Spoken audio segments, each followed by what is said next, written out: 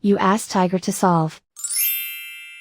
This deals with linear equations with one unknown. The final result is p equals -2.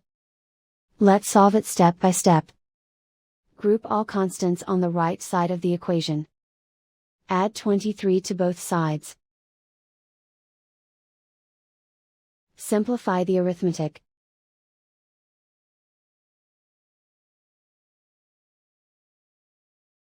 Isolate the p. Divide both sides by 27.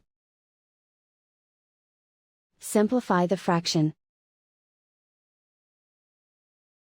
Find the greatest common factor of the numerator and denominator. Factor out and cancel the greatest common factor. And so the final result is p equals -2.